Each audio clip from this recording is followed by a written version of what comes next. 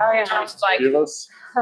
And now, are you? Hey, why don't we go ahead and get started? I'd like to welcome everyone to the August 19th regular meeting of the Orinda Union School District Board of Trustees. In closed session today, we took two actions. Regarding item 3A on the closed session agenda, the board in closed session voted unanimously to approve a compromise agreement with parents of a student where the board has approved funding for an alternative placement for 2 school years in exchange for releases and waivers of potential or threatened claims against the district not to exceed $40,000.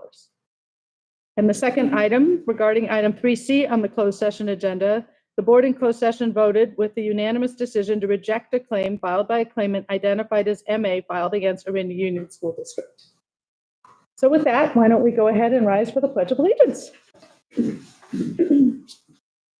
I pledge allegiance to the flag of the United States of America and to the republic for which it stands, one nation, under God, indivisible, with liberty and justice for all.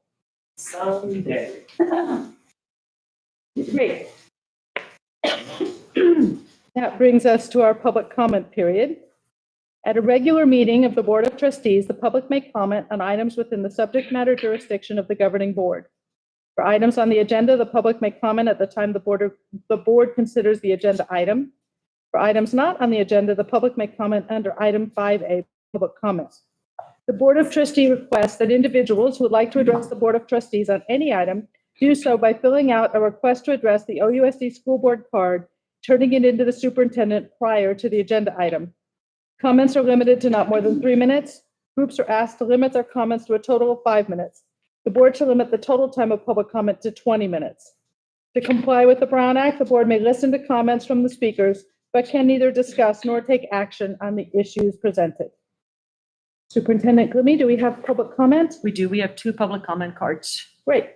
So we'll have Kathy Barrett.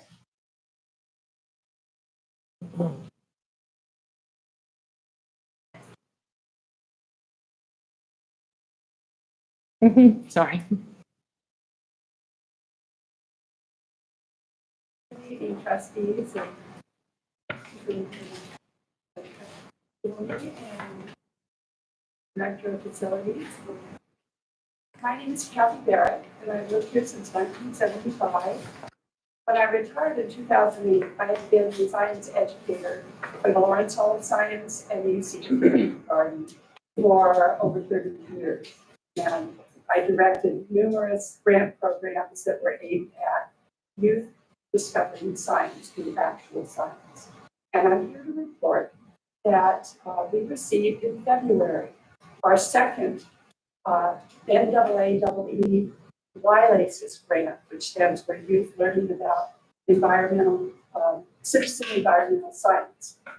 So we were thrilled to get it again. It's very small funds, about $5,000 for equipment, which we bought. We got the equipment that students will be able to measure soil moisture and temperature and soil chemistry and the like, and other equipment related to selecting their test plots and their control plots and learning through the scientific method how to restore biodiversity of soil organisms up to plants and better on an area that is not very healthy.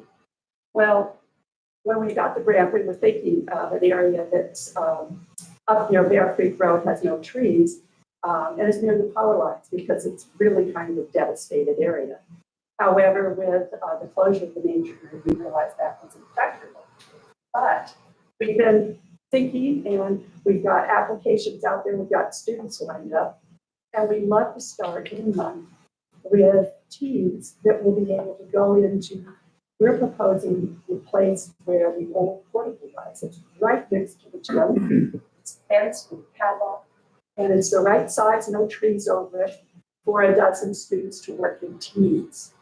And that's what we're hoping for. We'd like to give them a real taste of what it's like to do science and to work collaboratively, to come up with hypotheses, to try different ways of augmenting soil and looking at the soil organisms under microscopes. That would all work in this little area right near the front of the school by the gym. So that's our request to you. If you consider that as a way for us to get going in September with our new group of students that will range in age from 7th grade through seniors, and they'll be from the long Orinda area, I suspect. We already have 3 different schools applicants. So thank you very much for considering this, and thank you for all you did for Orinda. Thank you. We have Bill Hudson.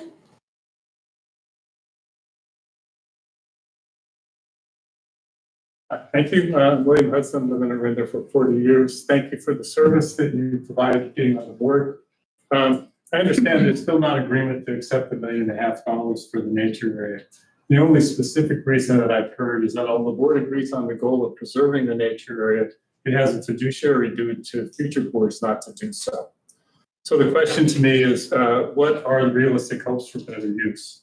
The terms of the grant are essentially full control to the district to use the nature area exclusively for Orinda students in the community. So what realistic expectation is there of a better deal than this? If there is, please tell us, that would be great. Isn't the board's primary fiduciary responsibility to provide the best education to the students that it can? What will happen to the outstanding programs for students if the grant is not accepted?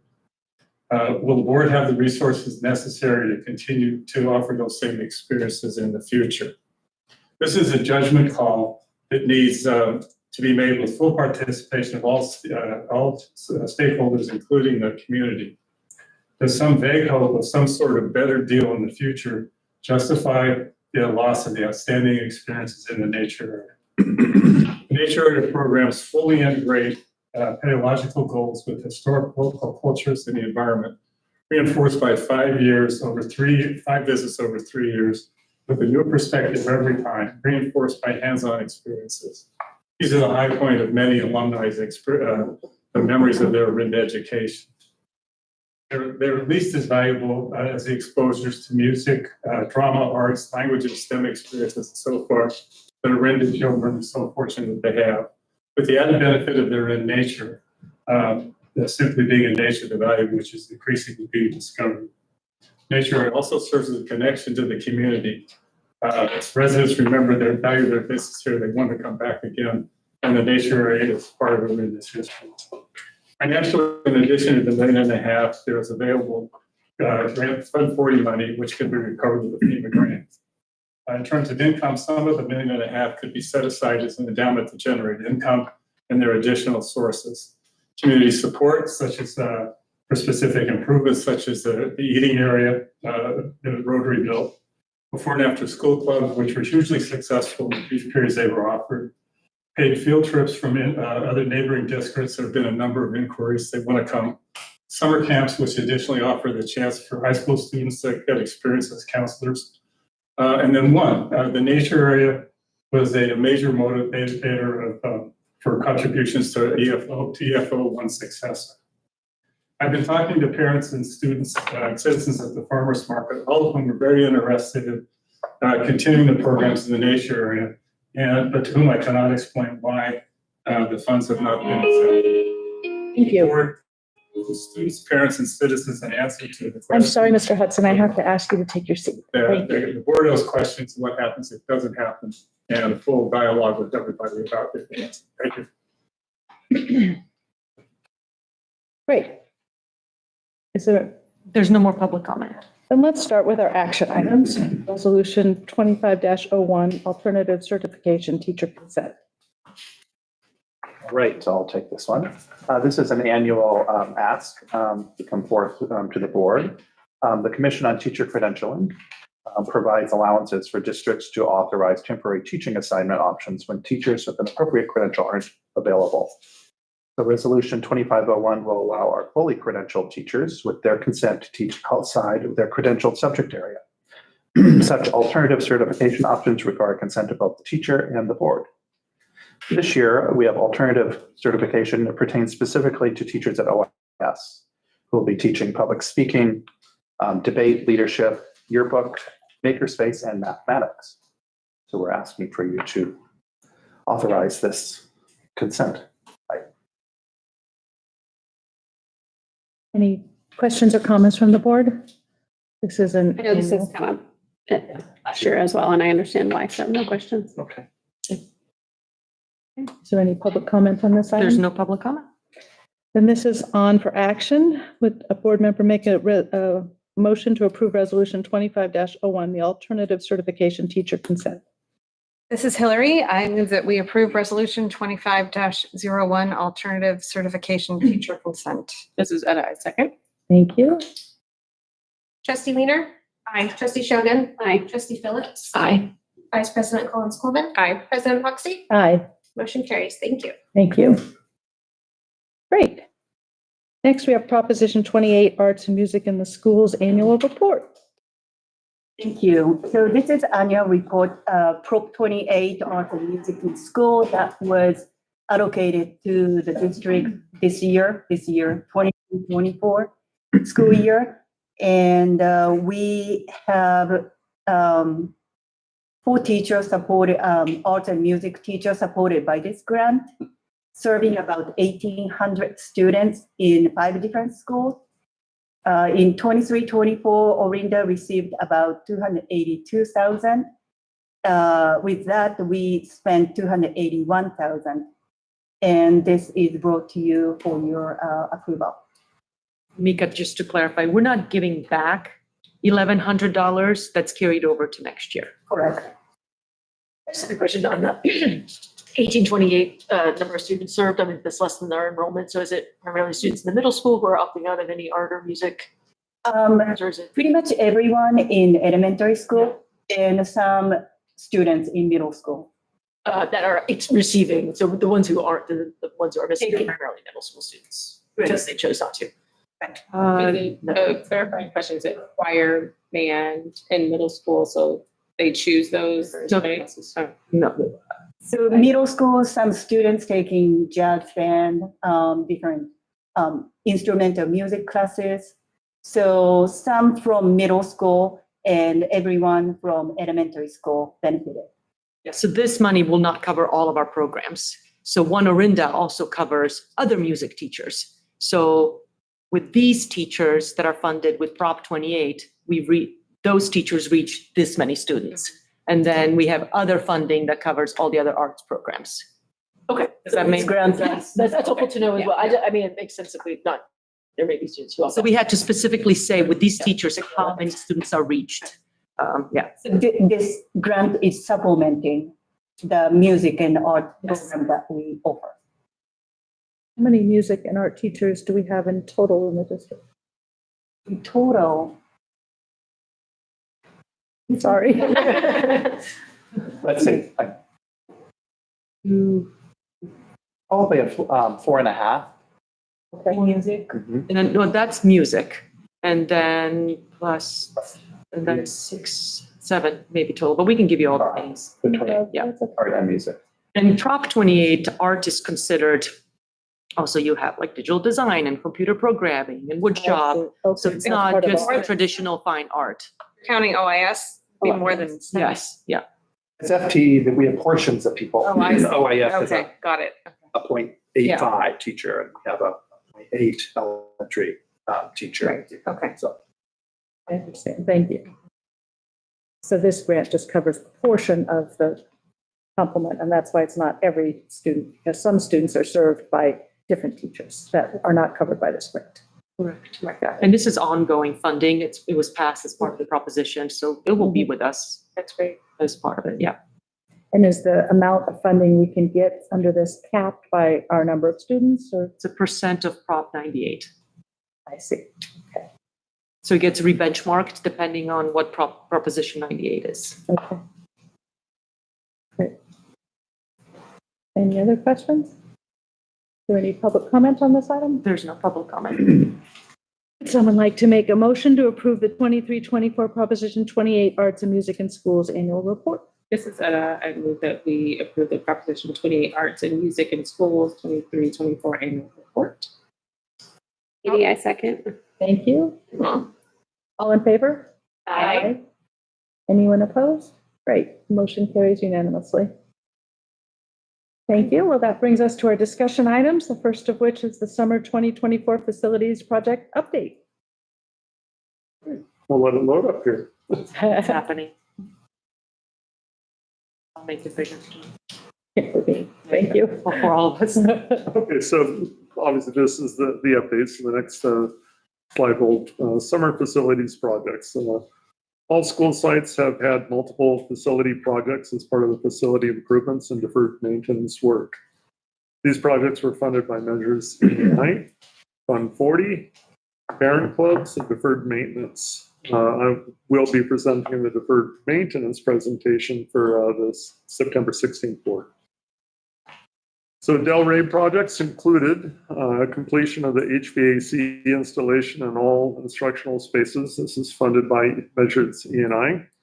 Network upgrades across the school site funded by Measure E&I. Painting of the multi-purpose room interior, the MPR, was funded by the Delray Parent Club. Portables 17, 19, and 21. We had repair of the siding, the replacement of some of the siding, repair of rodent damage, and rodent-proof the portables. This was funded by Fund 40, as well as a replacement of the BARD unit, that's the air conditioning unit of the Basque portable, that was funded by Basque. So here's some pictures of it. The picture on the left is the finished product after we got completed all the rodent remediation. All the ceiling tiles had to be replaced, disinfecting, scrubbing, cleaning, the whole thing. So it turned out very nice. I'll just stand up and point to it if you like. Over here, the measures we took for rodent proofing were we put mesh alongside up the building and down under because we knew that they were getting in from there. So that's gone around the perimeter of all three buildings, as well as the siding replacement. We didn't replace all the siding. We replaced what we felt we needed to try and be as economical as possible. I'm really happy with how it turned out. I'm very optimistic that that problem's been remedied. This is a picture of the finished product of the interior painting that was done. I really like it. It really kind of spruced it up. I thought If you remember, the old one was Yes. dark and Yeah. It really kind of updated. I thought it turned out well. we didn't take pictures of the HVAC unit or the networks. That's okay. They are there, and that was significant. You're welcome to go by, look in back of the building. You'll see it there working.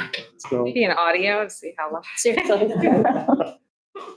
So the Glorieta elementary projects was the completion of the HVAC installation in all the instructional spaces, again, funded by Measure E&I. Network upgrades across the school site, funded by Measure E&I. Installation of the new announcement and clocking systems across the school site. This is funded by Measure E&I. Installation of the damaged walkway paneling and painting, funded by Fund 40. That was that plaster. We went back and took care of that. As well as repair of the playground soft surface. That was funded by Fund 40. So you can see on the left, what they did is where you can see the patches, those were done. They also, when they're done, they seal it to try and get more life out of it. And they're actually, it looks better than the picture. When you go and look at it, it looks much nicer. Blend a little more over time. Pardon me? The color of that patching blend a little The bit. patch doesn't, so they're trying to get more like steps, stepping stones. And yeah, I think we have a picture of Sleepy Hollow as well. And just the contrast looks better at Sleepy Hollow, quite honestly. Yeah. And then on the left is the finished product of the repair of the plaster. Moving on to OIS. Again, the completion of the HVAC installation and all the instructional. Measures E&I, the network upgrades across the school site, E&I. The Bow Wow Chow, we took out the old flooring, had to grind it, prep it, float it, get it ready for new. So we installed new LVT luxury vinyl tile. The positive thing about that is, well, besides it looking nice, is it does not need to be waxed. So we're saving some maintenance costs there. It's much easier to clean and more appropriate for how we're using that. We also painted the serving area, that Bow Wow Chow. We worked with Chartwell. They're the ones that picked out the color, where they wanted the colors. They have some plans that will be coming in the future to kind of complement their vision. So the pictures you'll see in a minute are kind of the first step, and then Chartwell will be enhancing that. The railings that go down to the lower baseball fields, we had some repair to do there. There's some rusting and loose things that we needed to make safe. That was funded by the deferred maintenance. And then the parking lot lights, some of the areas just weren't working at all, so we were able to tie them in and get them back up and running. That was funded by deferred maintenance as well.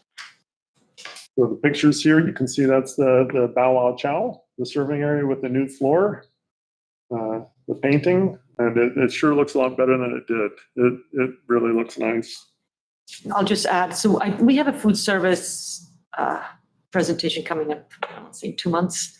And Lindsay Walker, our new coordinator, she'll be here. But as Stuart mentioned, the colors are bright in there, but it is part of a larger scheme of Chartwell's where this will not be the ultimate layout. So the ultimate layout is more of a, I don't know, what would you call it, Mika? Like a cafe style where they can sort of freely meander a little more in a controlled way so that it feels a little different than like an elementary school cafeteria. So when they put up like chalk like signs of stations, it blends in a little more in that scheme. Right now, it just looks very like, who chose these colors? But it makes sense in the scheme of when there's other signs that come in there. So, so we're hoping that it looks much cleaner though. Well put. So moving on to Sleepy Hollow, just like the other sites, completion of the HVAC installation in all the instructional spaces. The network upgrades across the school site. These were measured Z&I. The blacktop, the parent club funded crack fill and seal coat of the blacktop, as well as restriping. The soft surface that I talked about in the kinder yard, funded by GF. General fund. The classroom moves, we moved quite a lot of classrooms there. I think that I can't remember how many there were, honestly. That was funded by the parent club. That was to get all the grade levels lined up. Installation of the new BAS portables funded by developer fees and BASC, as well as the upper parking lot funded by Measure E&I. So if you look at the picture on the left there, as far as the patch, it seems a little more intentional than a patch. You know, the kind of lighter colored green. I like it. When I walked it, I thought it looked pretty cool. The blacktop, funded by the parent club, really turned out well. I mean, it looks good, much better than it did. The new BAS portables, that's the interior on the right. So they're still getting furniture, placing it, figuring out where they want things. But I've been there daily talking to the instructional staff, just trying to make sure that they're supported. We were happy to get our clean water report. So we feel really good about that. But you said that was funded by developer fees and BASC. I thought that was also funded by E&I. No? No. No? Okay. That one, that's where it gets a little complicated. The original scope Right. was that the old BAS portables were to be moved up there. Right. So the infrastructure, as far as the pad, getting the utilities Right. up Oh, I to it, see. all that's Measure E&I. The actual BAS portable, the Yes. interior, getting that all going is a separate funding. So the initial fee was, we used developer fees. The ongoing lease will be back. Okay. That's sort of the combination. Yeah, it was a challenge. We want to make sure that the dividing line was very clear as far as how we were doing it, and we were using the funds appropriately. So we were very careful on how we were doing that. Okay. Thank you. On the left side is the upper parking lot. The planting went in over the weekend. It's continuing as we sit here. And then obviously the NPR on the right. If you remember the temporary poles that were there, Are those all no gone? longer there. Picture on the right there. Yeah, So we're very happy about that. that is great. Okay, so moving on to Wagner Ranch. Is there any thought about that courtyard where the grass is and under the tree? Yep, the school's looking to do an outdoor learning center, so we're working with the parent club to fund that as well. We're getting a topographical survey on that area, as well as a couple other areas for the school garden, as well as the hope to put a walking path or track around the field. So the first step is a topographical survey, and then we're working with the landscape architect who needs that topo in order to come up with conceptual drawings. The answer is yes. That's great, thank you. Most of it is irrigated, so we're going to try and keep it irrigated and mowed and clean looking when we get to that point. Wagner Ranch, again, the network upgrades across the school sites, measure E&I. Replacement of the gutters of the main office building, that was Fund 40. We had an issue with a rodent as well as a raccoon in the library building, so we had remediation of that as well. That was funded Fund 40. Replacement of the carpet in the library, that was the parent club. The kinder room move to the new TK room, that was done as well. Path of travel upgrades, that was measure E&I. And then the blacktop repair and resurfacing was funded by the parent club. We have pictures of this too. So that's on the left, obviously the blacktop. The one on the right is the library. It's the new carpet, and they also put some new desks and furniture in there. The kinder, TK and kinder. So I thought that turned out really nice. If you could have seen it, I'm not kidding, 2 weeks before school, there were just boxes and stuff everywhere. It's really fun to see the hard work pay off when I walk through these sites. And is that Very in grand. that same pod? Yes. Yes. It's the same. It's the 2TK, and then the kinder is over on the back blacktop. The board visits, this is Yeah. East actually portable. like shop. It's unrecognizable, That's just it. all of those rooms. Great. And that's the outside, I think. There was a siding issue done on the outside of. The picture, next slide should show the picture of that as well. Nope, I guess, That's it. oh, there it is, upper right, sorry. Yeah. Upper right, we had siding issues there, and rather than wait till they got as bad as what we dealt with at Del Rey, again, working with the contractor to get as much siding replaced as possible. There were some small areas down at the bottom, rather than place the whole piece of siding.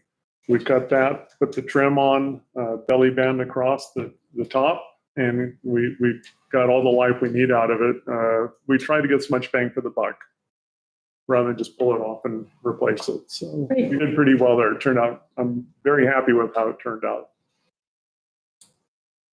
And then we have the Wagner Ranch Nature Area. McNeil survey of the nature area conducted and is being finalized. They just did their final walk a week and a half ago, something like that. So they're working on their final report. The survey will result in information of the exact trees that need to be removed, and the trees need to be trimmed to safety in order to reopen the nature area. The survey results, we're going to utilize them in our request for proposal to come in and actually do the work. So they have a little GPS where each tree will have a little GPS coordinate. So it'll have a tag on it as well as a GPS. So it's pretty cool there, very thorough. The thing I love about, I've worked with McNeil in previous school districts. They've got a big picture view. They try to save them as much as possible. They look at what use is, what the use is, if it's congregating under a certain area versus just walking through. They have different criteria that they try to meet and balance. So it's a well-balanced approach. I like the lens that they're looking through to put that report together. I think it will turn out well. So we plan on bringing the RP to the board to be released September 16th. September 16th, we have to have that together. And then we have to wait to get, Yeah, we release it to get. right, get and then con- contractors will bid on it, and then we'll have to approve a contract. Correct. Yeah, so it was a fun summer. Busy. It's a busy summer. Board members have additional questions? I just want to say that amazing progress for the summer, which is really not that long. It was like, it feels like 2 months, that was a lot to get It's a done. lot of work. Yeah, really appreciate all the effort to get everything ready and accomplish all that in a short amount of time. Yeah, I echo that. And also just, thank you for working with the parent clubs as well. I know that there was been a lot of requests to get things done. So I appreciate all that work as well. Yeah, It's beautiful. And the fact that you're happy with it, yeah, I'm very satisfied Very with how the summer turned. so. We're excited to be at Sleepy Hollow on Thursday for the ribbon cutting of the multipurpose room. So hope everyone will join us. That'll be great. And, it's exciting to see all this happening. I know what planning it takes to make all of this happen. So thank you. I think we do have public comment on this. One comment. Mr. Danziger?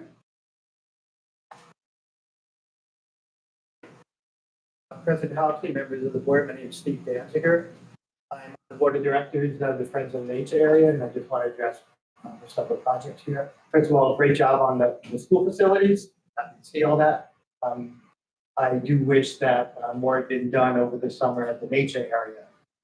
Kind of disappointed at the slow pace that it's taken. We've been coming to you. I think my first time here was December 2023, and we're still coming here asking when the work is really going to get done. I'm going to be able to get back in there. I know it's complicated. We've been hearing that. I've heard support from everyone on the board, but still I don't see the leadership to get this done. We keep going out there. We're talking to members of the community. I believe we're over 2,000 signatures on petitions right now asking for this area to completely get open again. And so, while there is some progress being made, I don't think enough for the community, and it's the students here who are being denied the opportunity to be in that nature area after the pandemic and then the storms. We have a whole years of students that did not have the opportunity to go there. And so we look forward to coming back here and hopefully hearing more. I would just like to request that the nature area and the update on the grant money be put on the agenda. That's up to you to decide, so we can actually have a discussion and hear where that is. I know there's a meeting coming up between the superintendent and our board later this week. I won't be there, but hopefully we'll get some progress and start moving forward. Thank you. Thank you. Great. Well, this item is just for discussion, but again, thank you for all the work over the summer, Stuart. And we'll move on to the start of the year student enrollment update. Okay. Just a brief update. We'd like to bring you an update on how our enrollment is looking in comparison to the projections that we do in the spring. So we monitor student enrollment district-wide very carefully as it affects our staffing and clearly has facility implications. And then we also monitor our class sizes, making sure they're balanced across the district, school sites, and so on. Majority of our students enroll while they're in school session, and we do tend to have small increases in students over the summer. I do have to say that the last 2 summers, we've seen a few more students enrolled in Orinda than usually. Last year, we had an increase of a little over 50, with majority of the students going towards the Wagner area. And this year, we had students a little over 40, with majority going towards the Glorieta area. So it is an interesting, I don't know, I guess just how the houses turned over in that region. So we welcome them all, no matter what, but it does present some challenges relating to staffing late in the game, with sometimes classrooms being overfilled at certain areas. If we can't find last minute staffing hires, and then, of course, the facilities. So as we determine those in the spring. So we even tried to actually hire a last-minute teacher to offset some of those at Glorieta, but we just couldn't find somebody in August. So we do have some impacted classrooms there. We're working with our staff to provide them additional support. So when we look at our start of the year enrollment, the highlighted in green are projections. So 24-25 projection last spring was at 2549, and you can see that we are at 2590. So that's It's a big increase. it's a bit of an increase. Yeah. And that's, including all the TK and so on. We'll look at into this week, how many haven't shown up, because we do count enrollment based on that, but we didn't have a high number of no-shows either. So, which we did experience that last year too with new TK. But I think students are coming.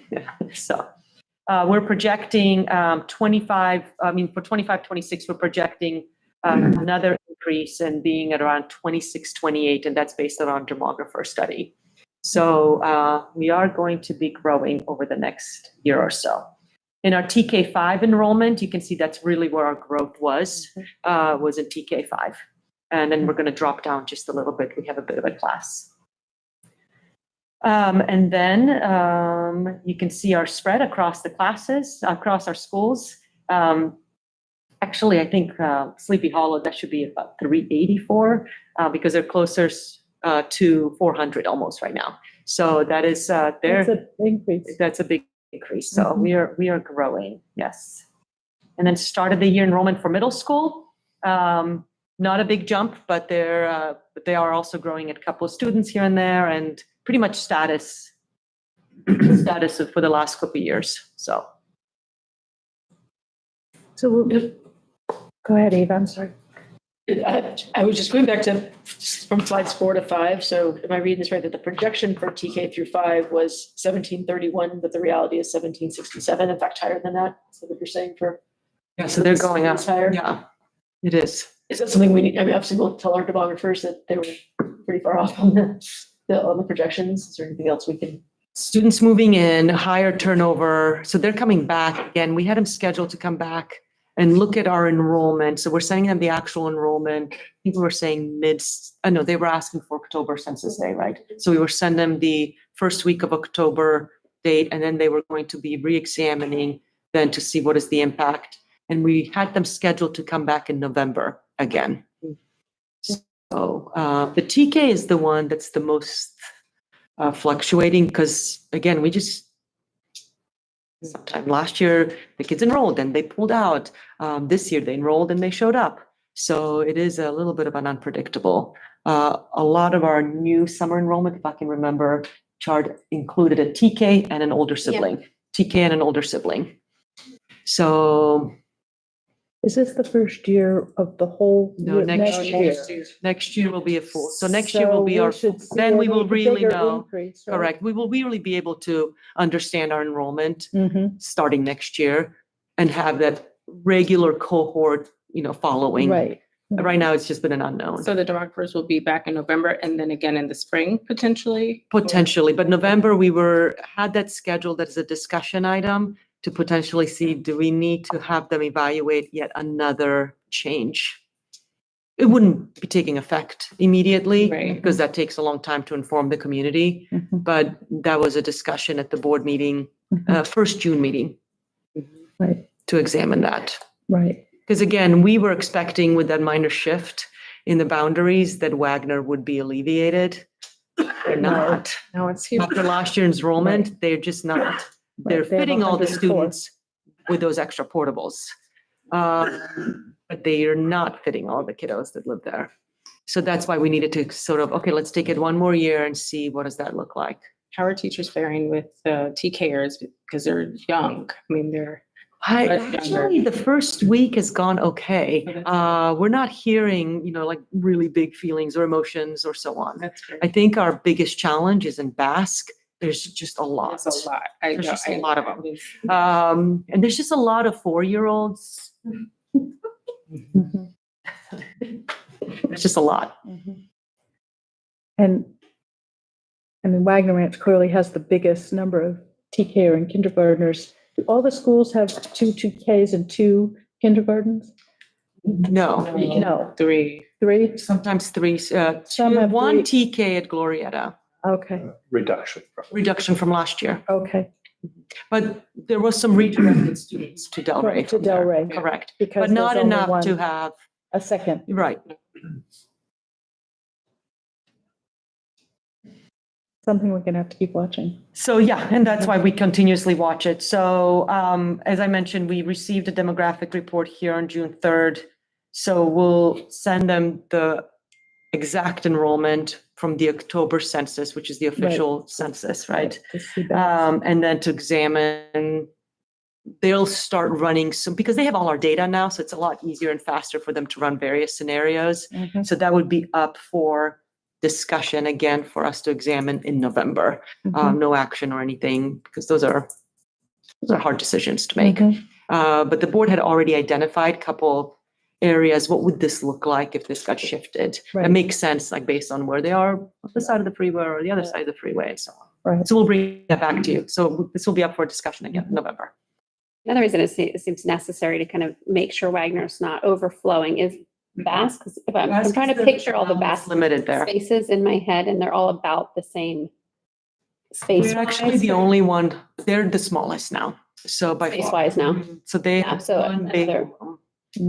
It's adding a classroom is one thing, adding more kids to that space is another thing, especially if that trend continues where a higher percentage of students are utilizing Bass, which will probably be the case when TK is there just because their day is shorter. So we worked with, I know it's not a Basque presentation, but we've worked actually with their administration, Basque, Kiva, and Kathy, their Basque coordinator, to identify other spaces. So they actually use all sorts of spaces across the campus in the really high frequency hours. There are other challenges that their MPR is used by the city every day. Right. So 4 o'clock on, we don't have that. We're meeting with the city. I'm meeting with the city tomorrow to see if we can reach an agreement, at least move it by half an hour. Half an hour would make a huge difference. So we're working on it. So it's just enough information to start. Checked in with any of the parents who did have students redirected, or have you heard anything more from them? Nothing since we started the school year. I guess that's good. Okay, great. Are there any public comments on this item? There's no public comment.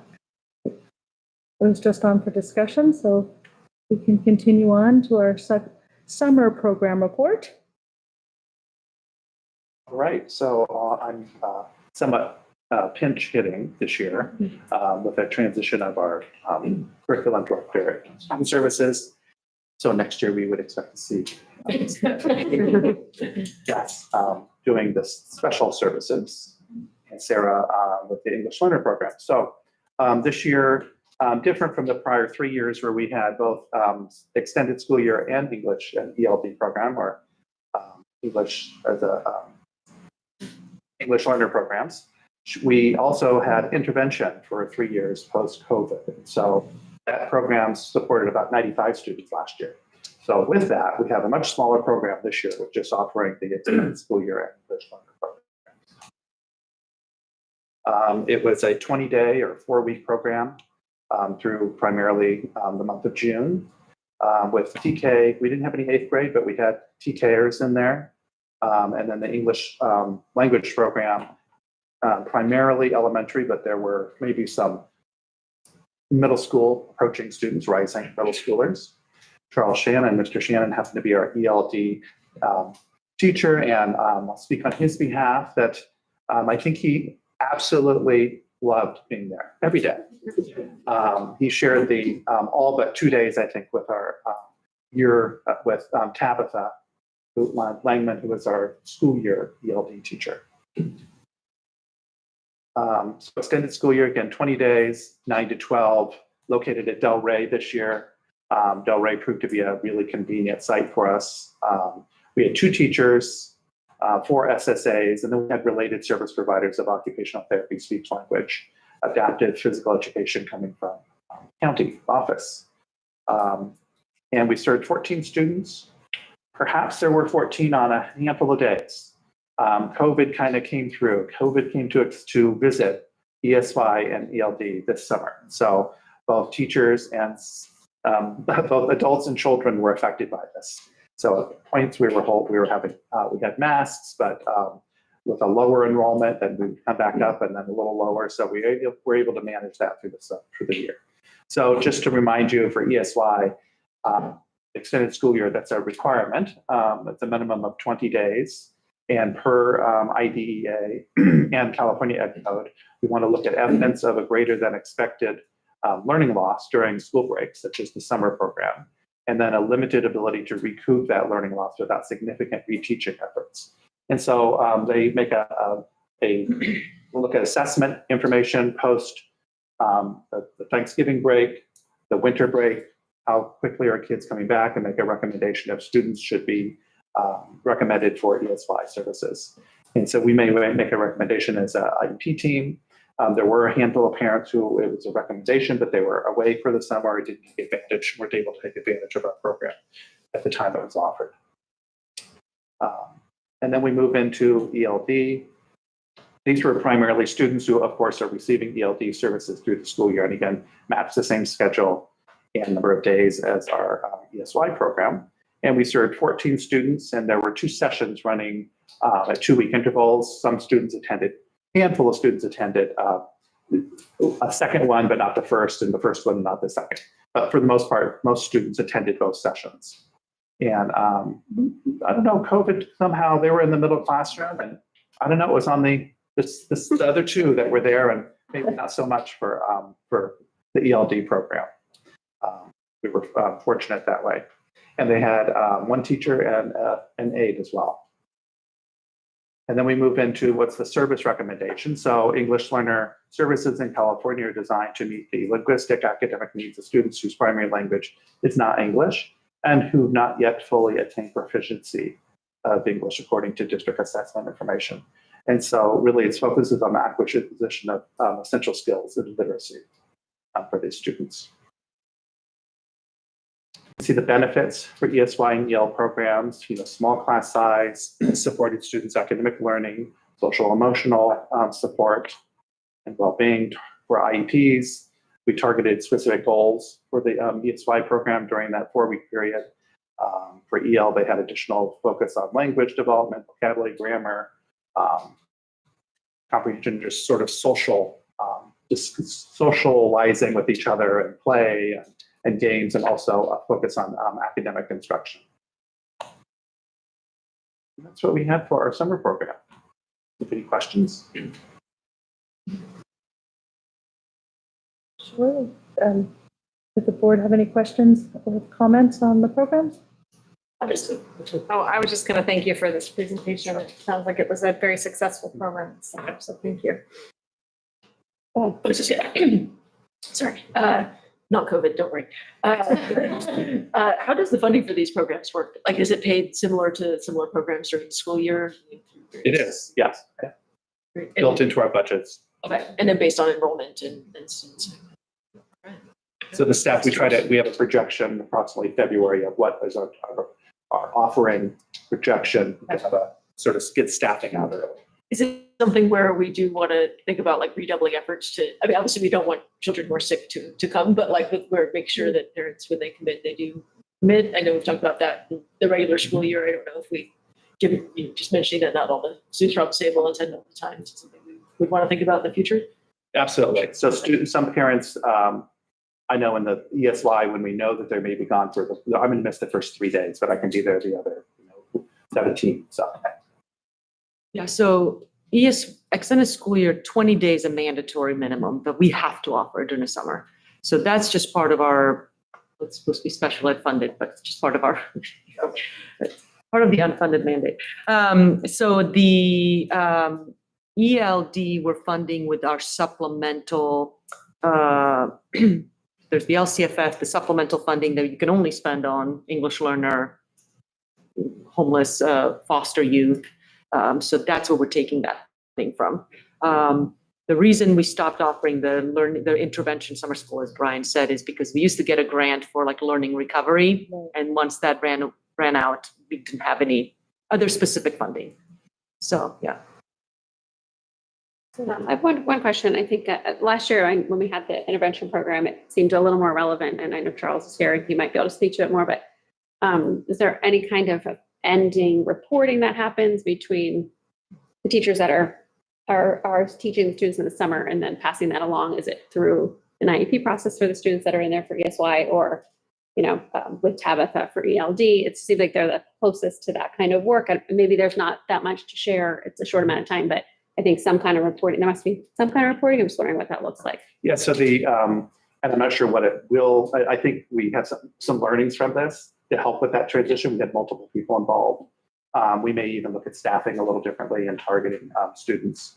I think it's a great benefit. We had one contracted teacher and a district teacher for the ESY program. It would be great to have in-house people who are familiar with our systems, even if they're, and we can have a non-special education teacher who has a basic credential, multiple subjects credential, teach special education for that period. We may not think that's ideal, but we had a contracted teacher coming in totally unfamiliar with our systems, et cetera. And I think there's great benefit to reconsider that. So when we looked at staffing for next year, and then the handoff back to the district, what does that look like at the end? And what, the data that we have is in attendance. We have to be very sure that they had attendance. We had for each of the ESY students, they had a folder that went back to from Stephanie back to their classroom teachers. And so, a summary of what may happen, that would probably be a good idea, what they focused on. Goals are what are the inherent commonality. How were they with their goals? Some update with that would be good. Different from, and it's 20 days for 3 hours a day, not the full, so it will be proportional. Yeah, no, I totally understand. It's a short amount of time. That Right. just seems like a valuable, especially with not that many children in a class, to have some data to share and pass on and And then continue things. the handoff from Charles to Tabitha was a seamless one as to where each of the children were in what they were working on. Yeah, I think they're quite extensive for her to work on similar things for 3 days towards the end has informed what occurred for the past 17 days. But definitely some lessons learned and some learnings regarding the staffing. Mr. Shannon, would you like to make a public comment? I just had to get up and say that it was such a pleasure to work with the learners. I started out my career doing the dual immersion program in Napa with our migrant students, which was really exciting. And then I did the EL program over at Walnut Creek. And I was an exchange teacher with a teacher in Mexico when I started my career. So it's coming back to my roots. And it was super exciting too. My grandmother taught in London Schoolhouse, which was K-12. And I always wondered how she did it. And I see now, it's incredible what you can do with the cross age. We had buddy reading every day. And sometimes the littles would read to the upper grade kids and they would giggle because they were reading, Bill Willem books and just having a great old time. There was so much engagement, so much talking, so much growth. Tabitha came in the last 2 days and said, to see that growth and the excitement and they didn't want to leave the summer program. They were like, oh, I wish we could continue this. It's just incredible to be able to see a program where kids are super, are thriving and having fun and talking and playing games. We did both indoor and outdoor learning, and they really loved that. Dr. Carrie Nurheim did such an amazing job with it. And then Brian came in, it was seamless with you coming in and giving us that support. So we had a super successful summer. We can be very proud that we're able to offer these programs for our kids. So, and I have 2 of them from the summer program in my classroom. And that was really neat. Yeah, and they're doing great. So thank you. Thank you. Thank you so much. And thank you for teaching over the summer. Great.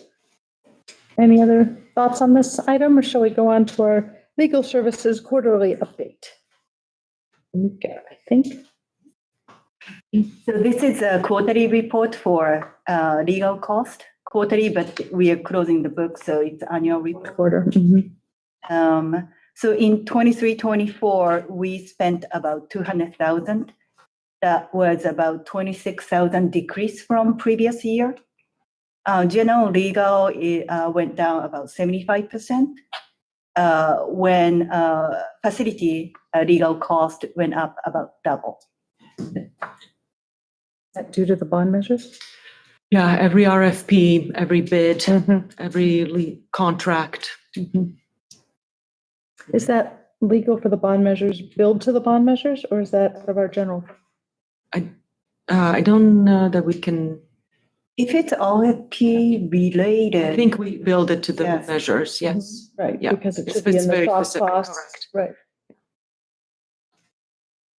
So if you take that out, does that mean that the actual legal that we spent out of our general fund is less than the 199, 136?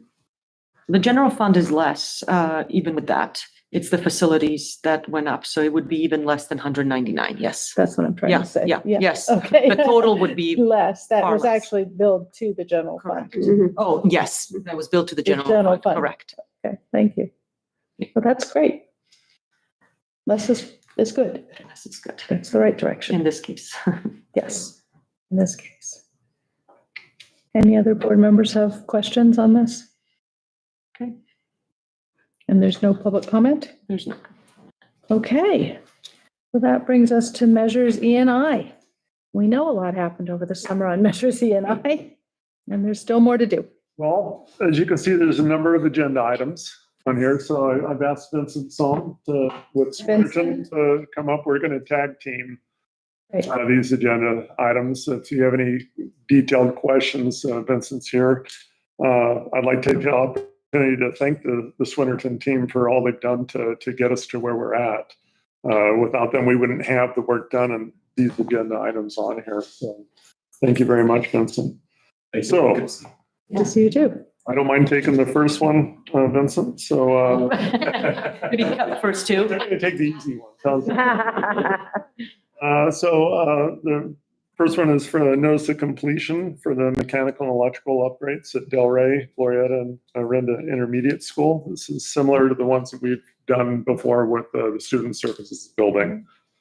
The mechanical projects are completed.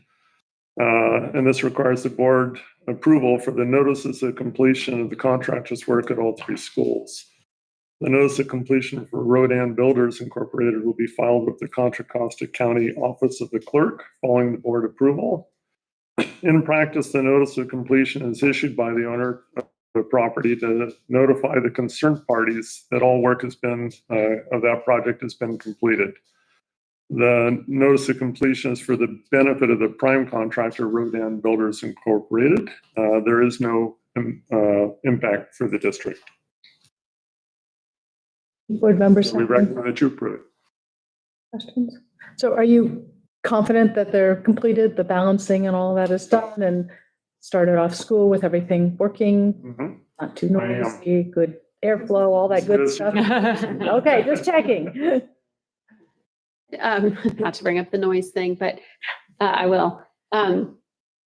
Are they shutting off when they need to? I think the issue last year was that the machines were just running continuously. Fans, yeah. The fans were running continuously because of, I'm going to get it wrong. You explained it last time, but has that been addressed? That has not been an issue. Okay.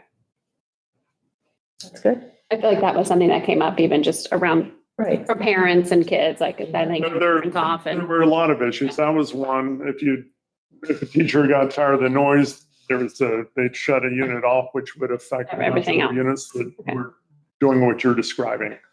That's been remedied. We haven't had any of those issues at all. With the rebalancing, they were able to lower all the fan speeds as well. So the noise that the teachers were complaining about, they're all on medium now where they belong. And we've had hot weather, we've had kind of temperate weather, and knock on wood. You know, I'm on all the time on the Pelican system, seeing what they're doing, and it's been very consistent and right more within the range. We've been making regular tours of the campuses during the first week of school to make sure there are no issues. Everybody we spoke to hasn't had any problems, so we're off to a good start. that's great because that was a big piece of the. There is a Title fill in a number. Title 24, Thank you, 24. where It they makes, have, we have to have a fan on okay, to 24 that hours. a point, day. when they're occupied, we have to have air changes per hour, ACHs, so many air changes per hour. So even if it's not conditioning the air, as far as changing the temperature, it still has to be bringing fresh air in and moving the air. So while they're in and occupied, those units will be running, but that's part of Title 24. As far as them running when we don't want them to, that's not happening. That's good. And have the teachers had training so they know how to work their units? And we'll be repeating that. It's really pretty easy. It's on automatic and they've got Okay. a 4-degree temperature range. Okay, great. All they have to do. That's good. Easy is good. Everyone knows. Should be, yeah. The challenge is keeping the doors closed. Sure, because people are going in and out and Well, they like to have them open. fresh air and it affects them. Balance, sure. Little educational piece there, right? Okay. Yeah, no public comment. So would someone like to make a motion to approve the notice of completion for the mechanical and electrical upgrades project at Delray, Glorietta, and OIS? This is Eve. I move that we approve the notice of completion. All in favor? Aye. Any opposed? Great, the motion carries unanimously. That's great. The next item is change order number 1 for Rodan Builders Incorporated. Within the contract to Rodan Builders for the HVAC and mechanical upgrades, the project for Glorietta, Delray, and Orinda Intermediate School was a contingency in the amount of $1,039,079. This contingency was for temporary power, casework modification, and unforeseen conditions. Within these projects, we spent $720,184.19. This change order number 1 is for a deductive change order in the amount of $318,894.81, which is money coming back to the district's bond funds. That's amazing. We recommend that you approve this. That never happens. Yes. Again, Swinnerton team, I know we'll spend it somewhere else, but that's still happen. Sorry. so that's why I'm very happy that Vince is here. Sorry I hogged the good one, Vince. Helps cut the other ones. Any public comment on this? There's no public comment. Would someone like to make a motion to approve the change order by Rodan Builders? Larry, I move that we approve the change order by Rodan Builders. This is Katie, I second. All in favor? Aye. Opposed? The motion carries unanimously. All right, on to change order C, Michael G. McKim Company. During the Path of Travel project at Wagner Ranch, 2 unforeseen conditions required additional work by the contractor. A portion of concrete had to be removed and reworked and replaced to accommodate the required handrails. Additionally, there was a high soil moisture content which prevented the proper soil compaction. In lieu of scarification and drying of the subgrade soils, over-excavation and placement of additional 4 inches of base rock was completed to meet the compaction and complete the project on time. We did not carry a contingency in this project because we really didn't. This is kind of unusual to find that kind of moisture for that type of work. So we did not carry contingency. We are recommending the change order in the amount of $23,952.29, which represents about 9.71%. So we're still under our usual 10% change order. Anyone have any questions? It sounds like we don't have a lot of choice or discussion about this. And there's no public comment. Would someone like to make a motion to approve the change order for Michael G. McKim Company for Wagner Ranch Path of Travel project? Larry, I move that we approve the change order for Michael G. McKim Company for the Wagner Ranch Path of Travel project. This is Katie, I second. All in favor? Aye. Aye. Any opposed? Great. Motion carries unanimously. Now we're on to the change order, Nino and Moore. Anymore, this is directly related to the one that we just had. Because there was high soil compaction, we had to add the base rock. There were more inspections required. So this change order is for those inspections. Any questions? No comment. Would someone like to make a motion to approve this change order with Nino and Moore? Steve, I move that we approve the change order for Nino and Moore. This is a second. All in favor? Aye. Motion carries unanimously. Now E, Inspector of Records Solar Reconnection Project. As part of the mechanical and electrical upgrade projects at Delray and Glorieta, the solar panel system was temporarily disconnected to allow for installation of the required new switch gears. PG&E requested that a DSA inspector be present during the reconnection process. So that's what this is for. The $760 is for us to hire the DSA inspector that we needed in order to do the reconnection of those two sites. And I assume that had to happen before school started, yeah. Did this already happen? Sorry? This has already happened. Yeah. It had to happen for school to For start. us to reconnect solar actually and recoup some of that energy. Yeah. No, I think we want to do as soon as possible. Yes. Yeah, part of that process is PG&E has shut the wire down to do the reconnection, and we didn't want to do it during school. So we, again, Swinnerton team made all the right calls and pushed the right buttons to get it done before we started school.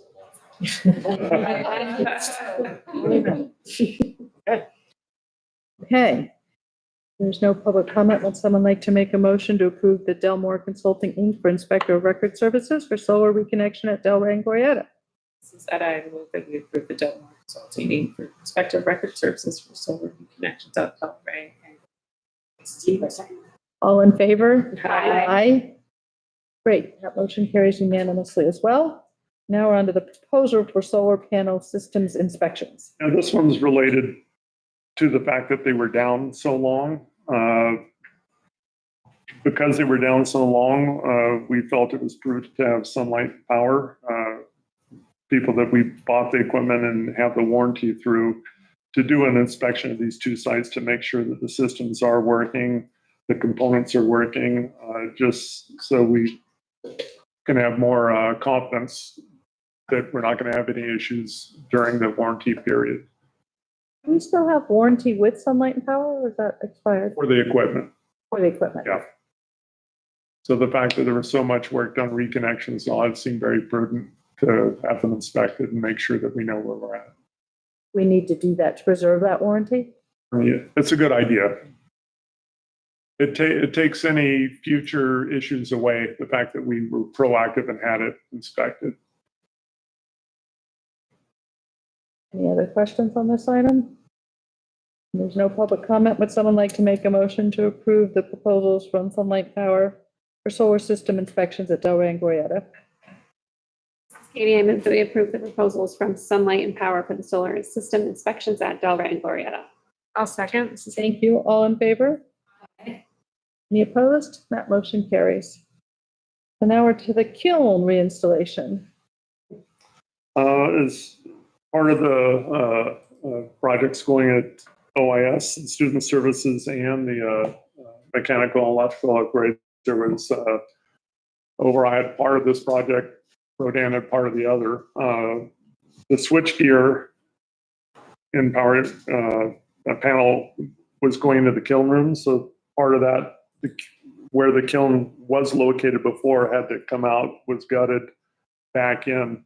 As far as running the power, getting the support needed for the kiln, that was not part of the drawings or part of this project. So in order to kind of restore that, now that everything's in, inspections are done, we needed to bring the power back in to get the kiln back up and running, and that's what this is for. This is to get Bowers Electric in to do that work.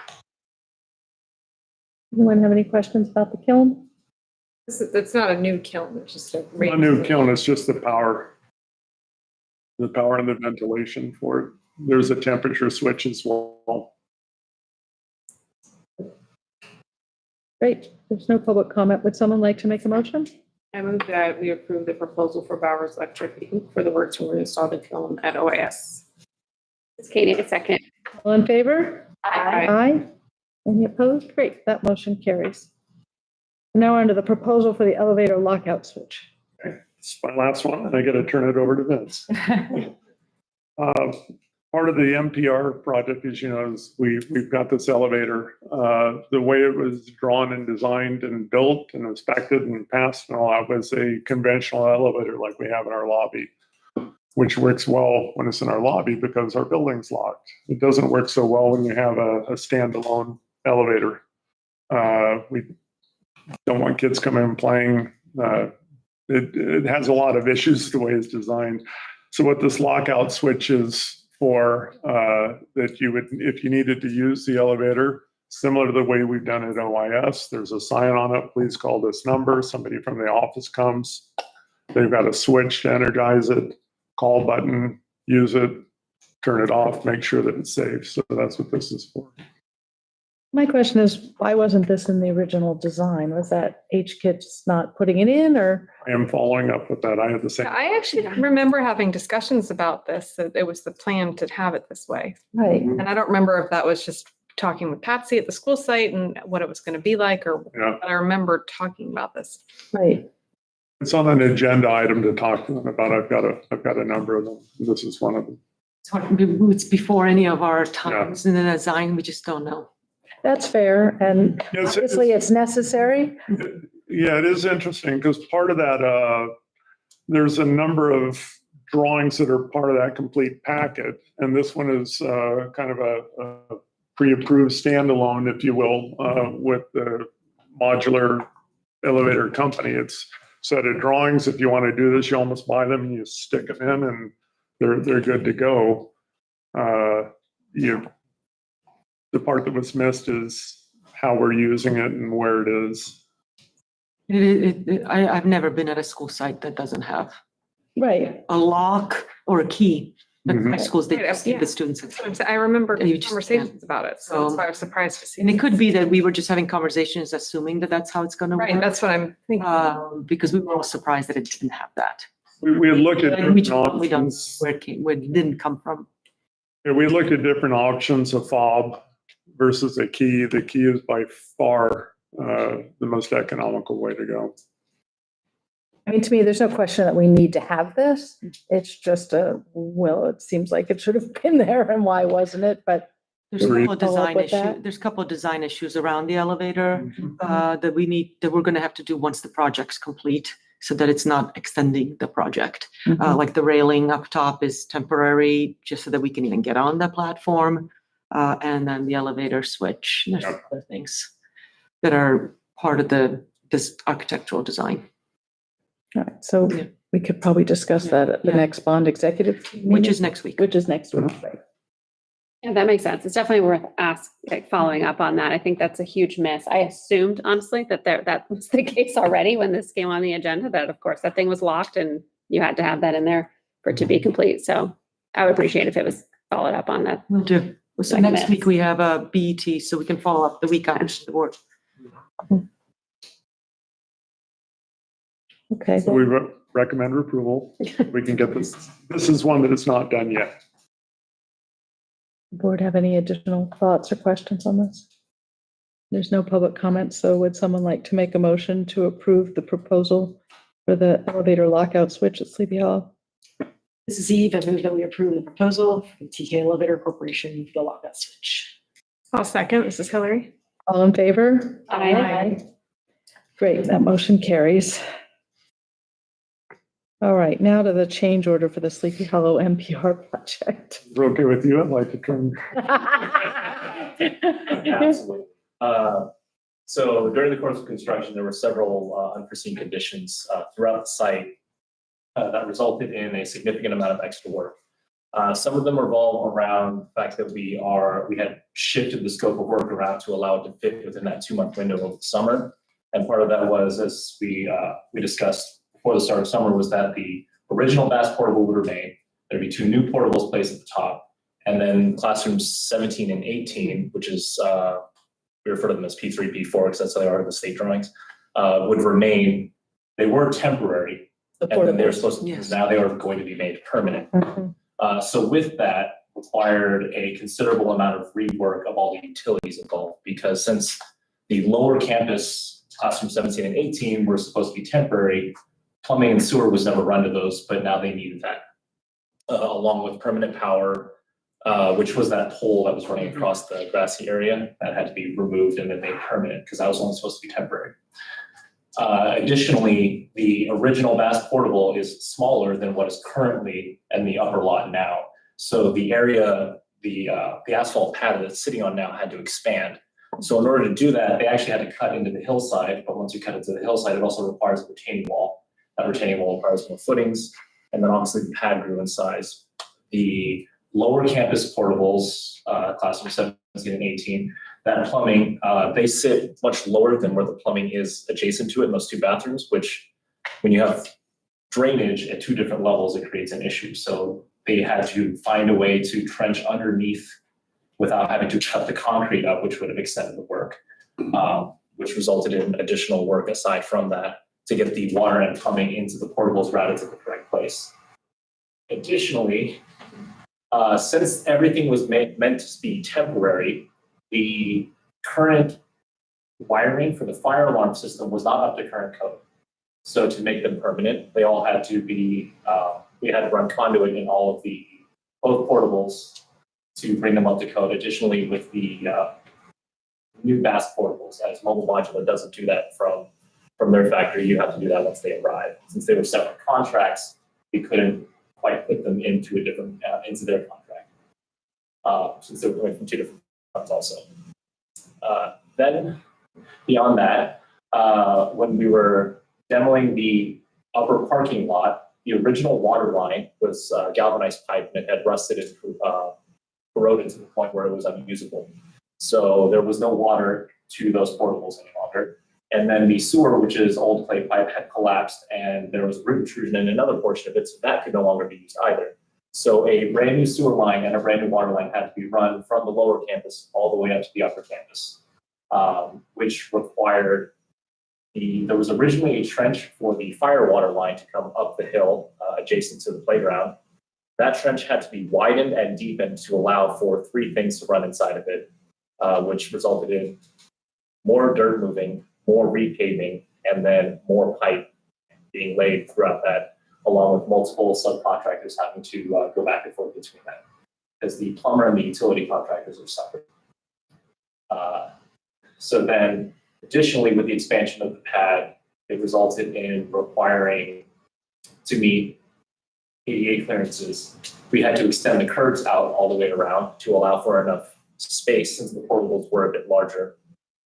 The trees behind it, the portables cannot sit within a certain distance of a tree. The portables had to be moved up, so the concrete had to be extended as well. So it required additional curb, additional concrete to be poured throughout the entire parking lot. So there is a very large scope of work that had to be done in order to get this in on time.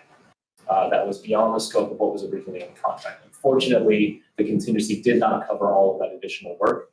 It did cover a good portion of it, but we are over and above the contract contingency of approximately $240,000. There goes the 318. Yeah, there we go. Yeah. Still not the same thing. So we started with. Necessary. I know, the only problem has been Sausal. It's been so difficult. So my question to you, you just have confidence that this was all required and it wasn't manufactured by them to We recoup? were in the field and we documented it during the progress of work. It was hard to refute. Stuart, we brought out several times to observe the condition, just to make sure everybody was aware that this is unavoidable work, especially as we came closer to the end of the summer and fire alarm testing is required, and we had our inspector on site. The inspector also called out some of the items that required remediation prior to him signing off for occupancy of the building, things like the conduit for the fire alarm cables that we weren't aware of until we actually went to the roof to put the new devices. Because since they were temporary, that scope of work had never crossed our desk until we started testing. So All of these have been documented and observed by everybody out on site and as well as Stewart. And unfortunately, it was unavoidable. A lot of the RFCs, the requests for change orders, there was a lot of negotiation before it got here. It was quite a bit higher than where it is now. There was a lot of back and forth with one eye on the calendar, trying to get the project done, but also doing the right thing. So It's our belief that SASA was and will continue to be held accountable for the quality of work and the completion of the work, as we are still following up on items for them to address when school's not in session. There are still several things that we need to take care of. I really appreciate you staying on this as much as you did and still managing to get this work done in a short amount of time.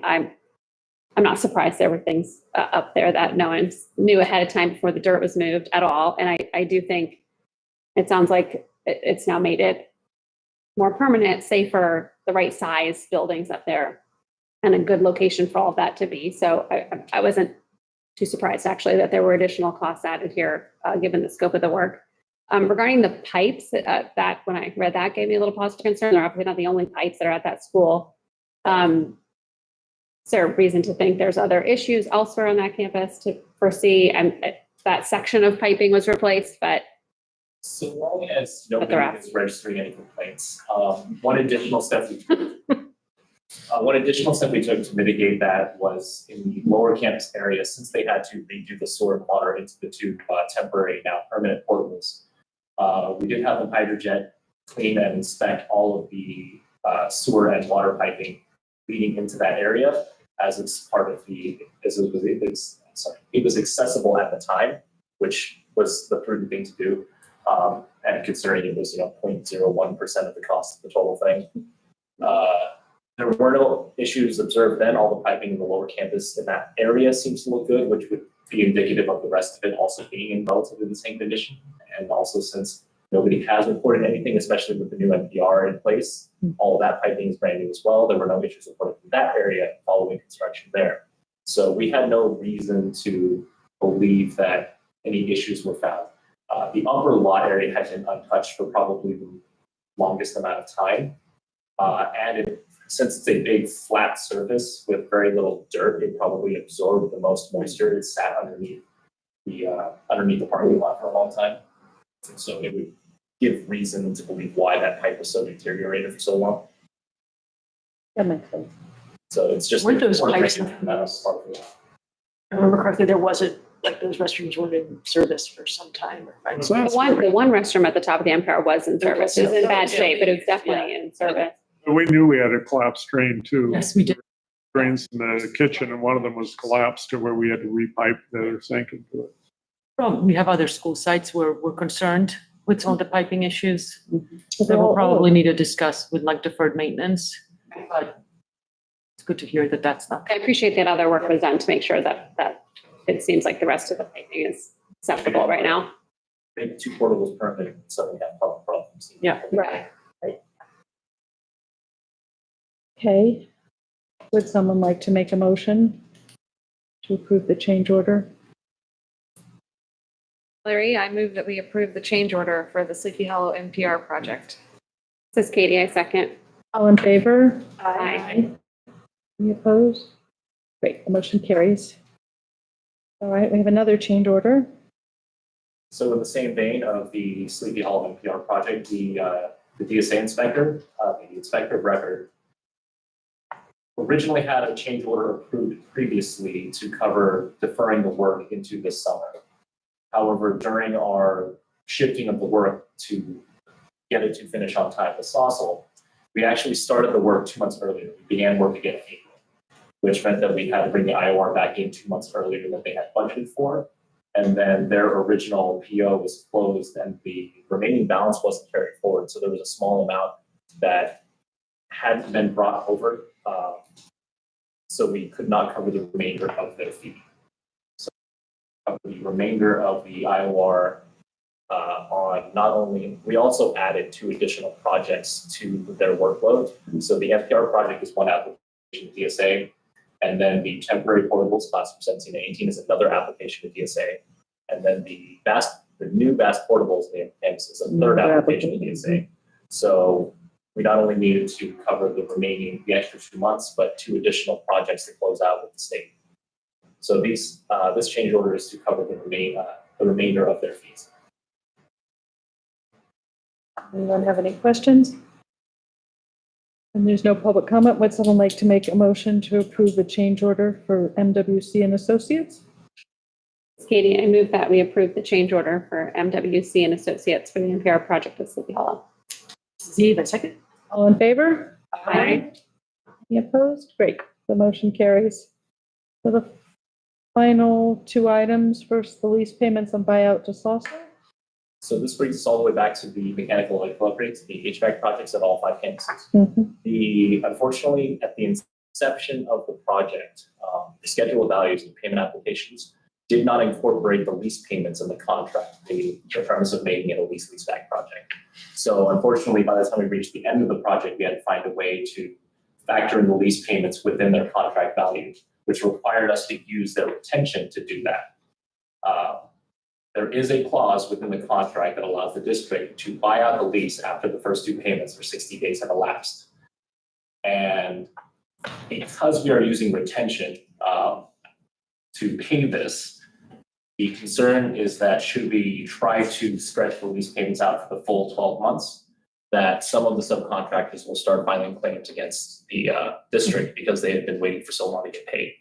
So it was our recommendation to make the first 2 payments and then use the buyout clause in the lease-leaseback contract to pay them the remainder of the lease. It would save the district a small amount in interest, but it would also get the contractor and their subcontractors paid to resolve, to get all of their unconditional releases over to us and absolve us of the liability to claim. And would that allow us to then have the notice of completion and really finish out these projects? No, the notice of completion's already been filed as for, Okay. well. So one we has just been approve that. approved, Right. and then the other for this one is in this board meeting. Okay. The notice of completion is separate from the lease payments. The lease payments are predicated on the project already being complete. I see. Okay. Any other questions? No, I mean, this seems like the prudent thing to do. Absolutely. Yeah. Would someone like to make a motion? This is Hillary. I move that the board approve to exercise the buyout clause within the contract with Salsa Corporation. This is Eve, a second. All in favor? Aye. Motion It's identical, but for Rodan for the remaining 3 sites. Great. Would someone like to make a motion? This is Katie. I move that we approve to exercise the buyout clause within the contract with Rodan Builders. This is Eve, I second it. All in favor? Aye. No opposition. The motion carries. And the final one, the lease payment and buyout to Overa. So this is the one different lease buyout. There was when they first created their SOB and it was reviewed, they did factor the lease payments into their scheduled value. So this is accounted for in their contract value. So this would simply be to recoup or to not pay out the roughly $11,000 in interest payments over the next 10 additional months to Overa.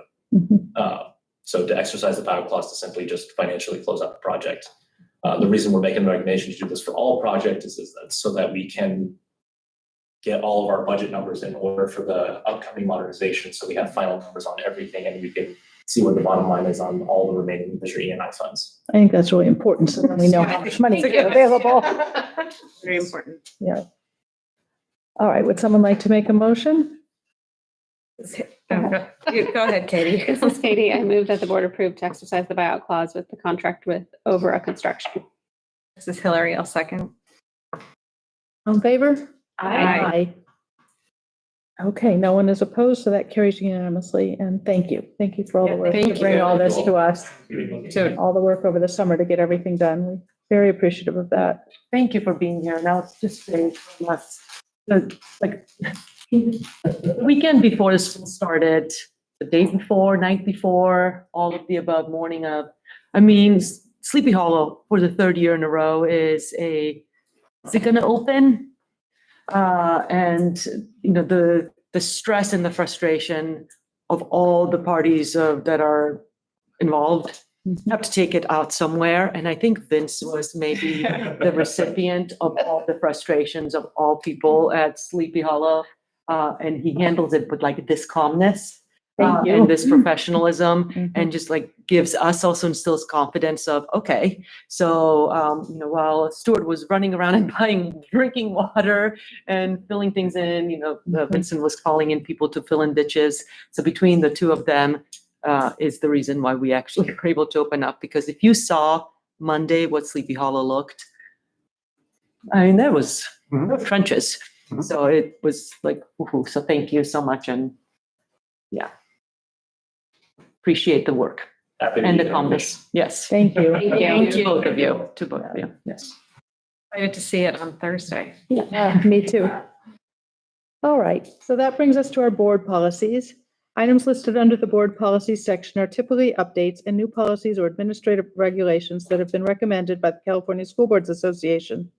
These policies are generally acted on by the Board of Trustees in one motion. There's no discussion of specific policies before the board vote unless a member of the board, staff, or public requests specific items to be discussed and/or removed from the board policies section. It is understood that the administration recommends approval of all the board policies as presented. Each item in the board policy section approved by the board shall be deemed to have been considered in full and adopted as recommended. Someone like to make a motion to approve the board policies? This is Hillary. I move that we approve the board policies. This is Katie, I second. All in favor? Aye. Great. Board policies are passed, and that brings us to communications and announcements. Do we have any comments from CSEA? CSC is not present. No, they're not. Do we have any policies any announcements from OEA? Sure. Thank you, Charles. Good evening, Charles Shannon, President of Orinda Education Association. It's a pleasure to be here. Because Aida and the board does such a great job in informing us what's going on with the projects, we knew what to expect. We knew there was going to be a lot of last minute, getting things done. Some classrooms were a bit delayed in getting cleaned, but we all were very flexible and understanding. We'd much rather see our schools with functioning HVAC, great drainage and sewage lines, ditches filled in. So we had a really great start to the school year. The administration has been so positive, upbeat. We had a fantastic professional development, meeting Sarah Acosta Laundry. It's such a pleasure. You really did a great job, in starting up this school year. And Aida spoke, and we've really, given all the work in the summer, we had a really good ease into the school year. The kids are super excited. We've done a lot of community building in the classrooms. We're working our magic, right? You worked your magic over the summer. It's already starting to work our magic in the classrooms, which is happening. So it's just a pleasure to be a partner in Orinda, working closely with all of you. Like we said, we try to maintain our professional at all times, but sometimes, it gets a little like, my card needs to be cleaned, where's my books? We work through all of that and our understanding. So it's great to be here, and thank you everyone for all you do. It's a lot of work. You're always rolling up your sleeves and doing it, and it was so nice to see Cara Hoxie come to the one PD day. Great to be there. Everybody. It's really nice to see you there. Look forward to seeing the rest of the board this year. So thank you. Thank you. Sean here Yes. is our new Vice President of the Orinda Education Association. It's great. We'll be here for many, many years. We're very excited to have Sean there. It's been great giving me calls and saying, hey, so it's great. It's great to have a new member on the team. Like I said. Great to be here. Yes. Thank you for coming. Thank you. 4 minutes. We have a few, thank you for that, a few cabinet updates. I'll start, it was a Stuart show tonight, so we're going to skip him. No, I'm kidding. He had a wonderful update throughout the summer. Let it go. We're good. There was just a couple of things. So Sarah, to kick us off a little bit. Yeah. Oh, yeah, we're really busy getting that curriculum, all those last minute pieces into our teachers' hands here and there, working hard to get that done. And then we're just really proud of the staff development days that happen August 8th and August 9th. We welcomed certificated staff on August 8th, and the goal was really to help everybody feel like they were welcome, they were safe, they belong in their Orinda family, and then ultimately empowered to like start the school year. And we heard positive feedback from staff around that. So we feel really good about that. August 9th, we welcomed sort of classified staff as well. We did welcomed all the brand new hires and also honored the years of service for veterans in the district. And then got to talk about LCAP feedback with our superintendent, which was really helpful for everybody to gather around that data and see how that informs our vision and next steps. Classified staff had some required trainings, which were really important. And our certificated staff got to talk about PLCs and really just focus on starting the year with classrooms and spaces that help everybody feel like they belong. So yeah, we feel really good about that and look forward to planning the rest of the days with our staff for the school year. We'll jump over here to Kevin. Oh, sorry. Yeah, everything works and it's fine. No one ever said in tech. No, we did a comprehensive upgrade over the last 2 years. Pulling brand new cables, new IDF rooms, new MDF rooms. And so Sleepy Hollow got theirs last year, and the other sites see their upgrades this year, along with a PA upgrade at all sites.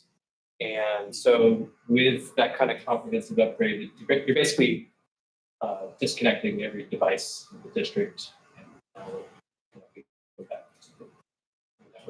So that's phones, computers, student computers, any other networkable or network device has to get reconfigured.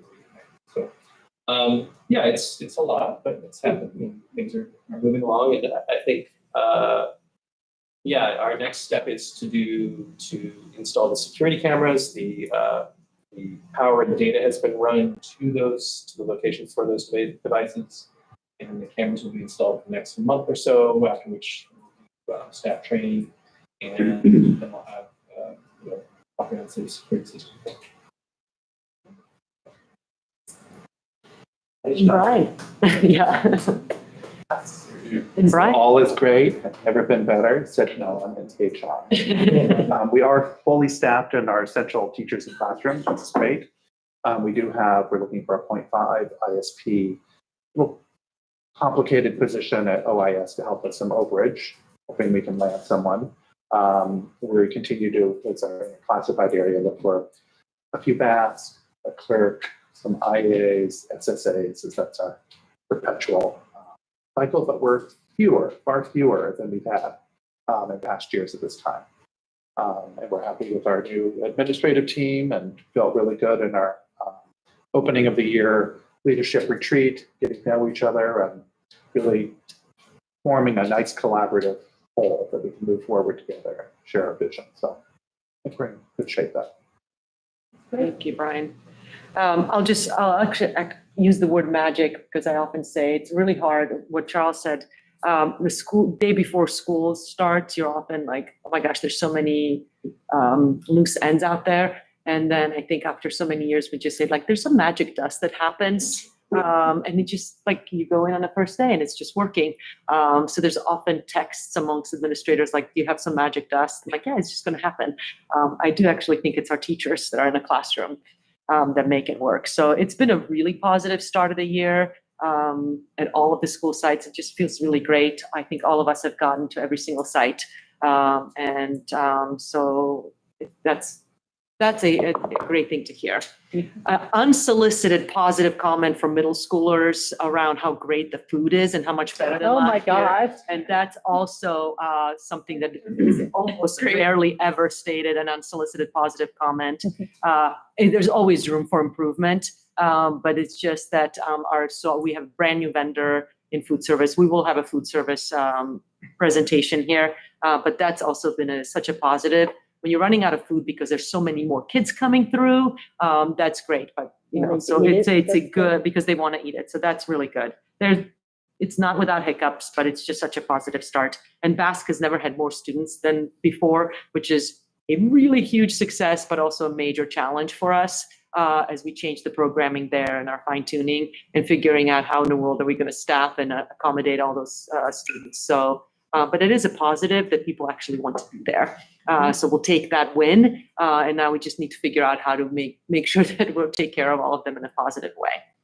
And then I'll just say one last thing is that congrats, Vanita was here and Hillary. We do have an election coming up. It's a big election for everyone. We have 2 board seats and 2 more board members. So this district will avoid an official big election campaign. So It saves money for the district. it saves, actually, it's a financially saves money for the district. So in that sense, I will say it's that. Yeah, So excited forward about to that. Yep. That's great. And I'll now go to the board. Board reports. Hillary, would you like to get us started? Reports, I mean, I guess I'm in for 4 more years here, so. That's great.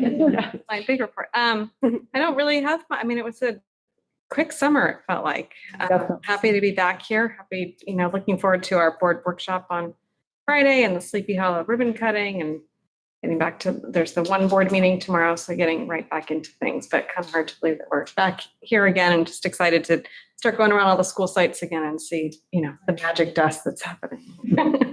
Great. Thank you. I don't have much more because we're just getting started, but my calendar's looking full when I was looking forward for the next couple of weeks, which is great. I'm excited to get back at it. I'll use my 10 seconds to say, Kevin, thank you for all the work over the summer. Didn't mean to leave you out when I was talking to Stuart earlier, but that was a heck of a lot of work and really helpful and important work. That's why I said something now, as you can erase that. Yeah. That's all I got. I also don't have a lot to add. I will say from having been on the Sleepy Hollow campus, again, like the visual improvements to the campus are remarkable. And it's a great place to get to be. In some of my travels, we were near another elementary school, and I know like infrastructure problems are, there nationwide. I feel like we're, doing a really great job, relatively speaking, in those. And I'm excited to see more of the campuses in the coming weeks, either officially or unofficially on the soccer game. But thanks to all the staff for what's happening both outside and inside the classrooms. So. I'll echo everyone. Thank you to the whole team for everything to get back, because I saw you on Monday, yes, the day before, Cara and I, so heard about all the excitement on the campuses. Looking forward to the activities this week. And yeah. Well, it's been busy start to school. I really enjoyed coming in and meeting the new employees at the new employee welcome. And then I had the opportunity to stop by the PD days, and it was great to see everybody there and to feel the positivity of everyone coming back and being so happy to see each other and just the buzz and chatting. And it was really great. So thank you for inviting me to come to those. I appreciated that. We had a poise meeting today. I couldn't stay for the whole thing, but it was great to see 25 or so parents coming and being active in the poise group. And it was great to have Stephanie there. She sounded knowledgeable and calm, and it was very much appreciated. And so excited to see how things go this year with that. I had an interesting meeting about the buses. I know everyone loves to hear about the buses. So there's been a lot of talk yet with the fire department and the city of Orinda about evacuation and the NPR at Sleepy Hollow. And in fact, that was part of the impetus for us to actually build the new NPR at Sleepy Hollow. But there is still the concern that, yes, it's safe for students and staff to shelter in place in the new NPR, but the natural inclination of all parents is to go. If there's a problem, I want to go get my child. I don't want to leave my children in a building that's going to have a wildfire pass over it. And the problem with that, of course, is the city's evacuation plan, which has what they call contraflow with one-way traffic out of Sleepy Hollow. So it would be very difficult for parents to get into Sleepy Hollow if the rest of Sleepy Hollow is getting out of Sleepy Hollow. And how do we safely have all of the students evacuated if that's what we need to do? Because the fire department told us in no uncertain terms, there's no way to get county connection buses into Sleepy Hollow in a timely fashion to get the students out. So that brought us to talking to First Student, the school bus provider, that the Joint Power Authority between Orinda, Moraga, and Lafayette works with. And the first thing was they have a new district manager, and he was great. He was like, don't worry, if you call us, I will get buses there. He said, I will work with you to come up with a contract to figure out how to deploy buses if you want to have specific criteria for extreme fire danger days, to have buses actually wait at Sleepy Hollow, because it's more complicated than it sounds. Where will the buses go? Where will they park? If you move buses from Wagner Ranch to Sleepy Hollow, then how do you get the Wagner Ranch students off the campus? And we don't have, it would take almost 5 buses to have all of the students at Sleepy Hollow evacuated, but we only have, because of the windy roads and stuff, we have some small buses. So we only really have 1.5 buses assigned to Sleepy Hollow. So then you'd have to take buses from Wagner Ranch or perhaps Goyetta if you wanted to have 5 buses sitting at Sleepy Hollow to evacuate. So what he said was, we will work with you this year to come up with some contract to see what that looks like, to see how much that would cost on an hourly basis, and to come up with criteria for what you would decide are the days where you'd want to have those buses standing by. But in the meantime, if something comes up, don't hesitate, call us. We will get buses there.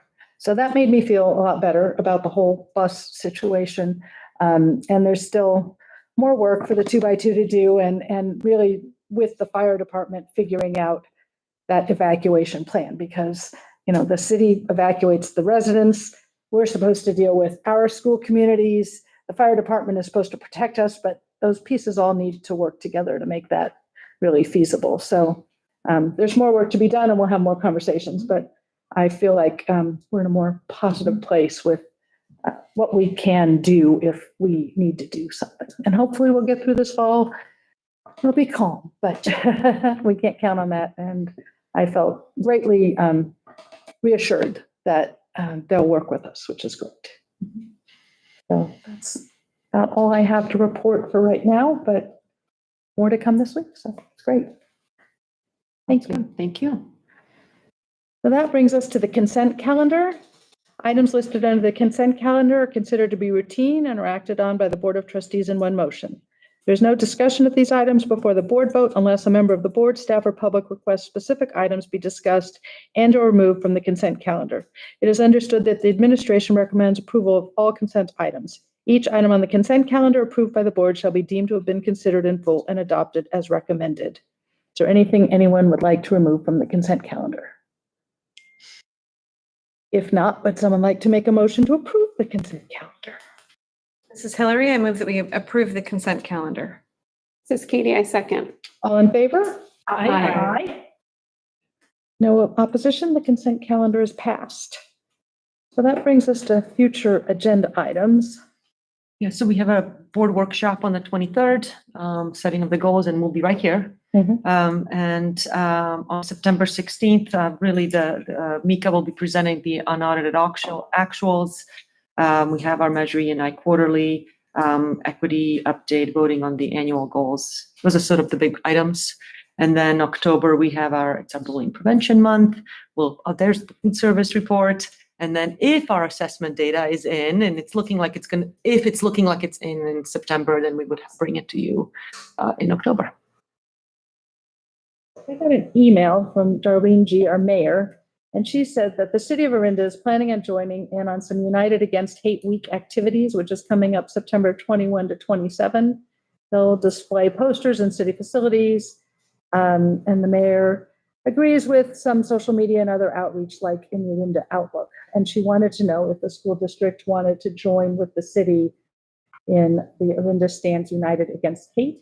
And I know we're going to be talking at our workshop about just in general the calendar of resolutions and what resolution should be in which month, but I wanted to bring that up and ask you if you would add it to the list of resolutions that we're going to discuss, whether, what resolutions and what months. That before. What? The United Against Hate? It was like I can't remember, it was like 2 years ago.